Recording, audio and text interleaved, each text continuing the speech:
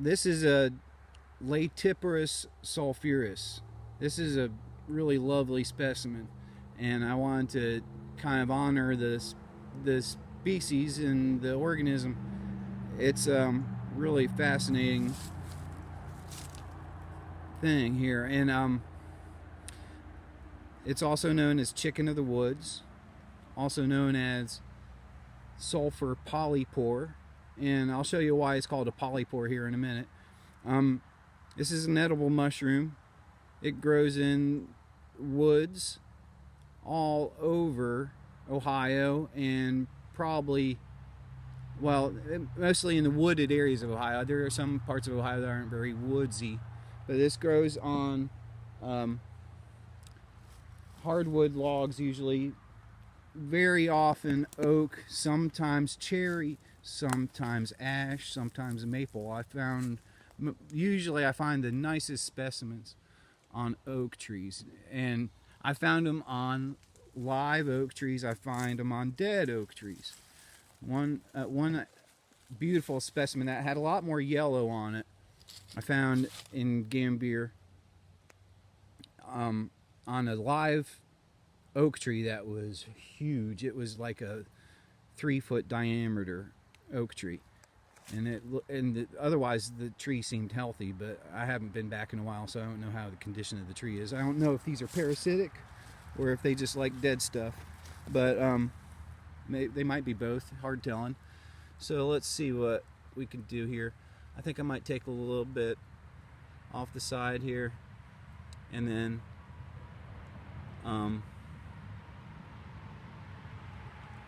off that side there, I'll get that piece that the stick is growing through, and so I'll have chicken on stick. It'll be easy for me to carry it back to the car. All right, so peace out. I don't want you, well, I don't know, you want to see the dissection. It's a good idea to use a knife when you're harvesting mushrooms. This is a white knuckler. More about, if you have questions about this knife, you can send me a message and I'll get you some information.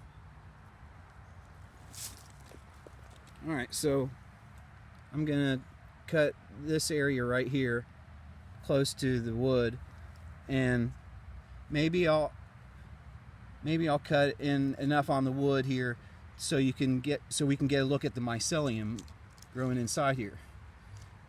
And also I want to show you what's growing around it.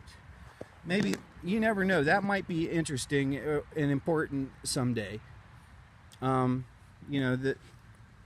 This is some type of moss. I'll get a close look at that. Sorry, focus a little bit.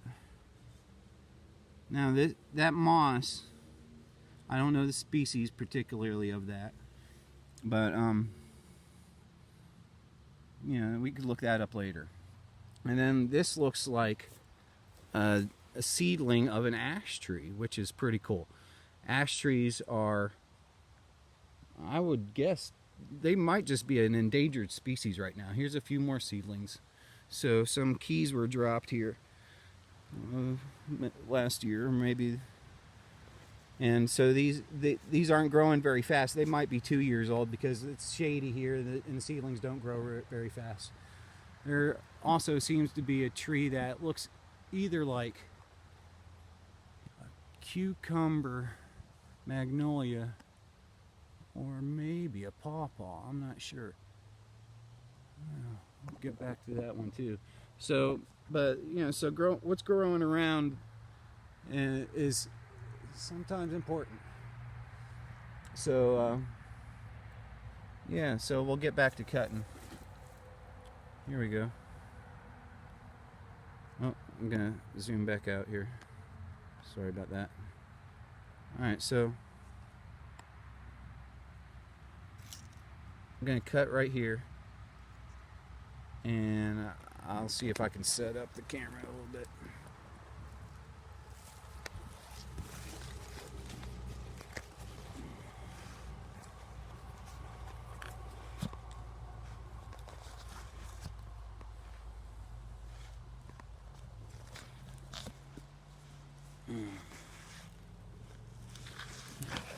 view of it here.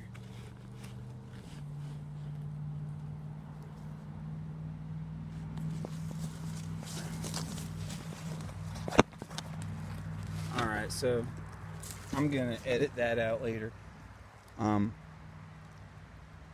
So what I'm going to do is I'm going to cut this little piece off so you can get a look at the polypores. Underneath, we're going to find that it is a beautiful color yellow. So here we go, making the cut. Oh, this whole chunk broke already. We'll get, there we go. Get that leaf out of the way. Yeah, it looks like scrambled eggs almost.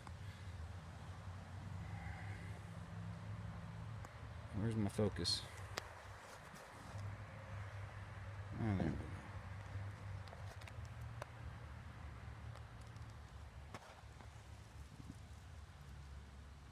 Get close up, it's starting to mold a little bit right here. But this is good. It looks kind of like a shell or maybe a petal of a flower. This is very delicate. This is tender and fresh. This is going to be such a tasty piece of mushroom meat. I'll tell you what. And it when I grill them, they finish off looking a lot like a piece of barbecued white meat chicken. And they're not very juicy inside because when you have to cook them thoroughly in order to get the best flavor. And so if you get some char marks on there, that'll that'll bring out the flavor. A little bit of caramelization on the grill, and just a little bit of brown charcoal on there, just to get that woodsy flavor too. And it's easy to clean these off. You don't want to use too much water when you clean them off because they soak water up, and then it'll just take longer to cook them. But there's really nothing too dirty in here. These are the only human fingers that have touched these, and I don't think any squirrels have licked them yet. So the deers and the turkeys, I don't know what other species like to eat these, but except for insects. So and maybe that's saying something. But anyway, I think they're delicious and nutritious, and there's plenty of evidence that they're good for you. So I'm going to take these home, and I'll talk to you later. Bye.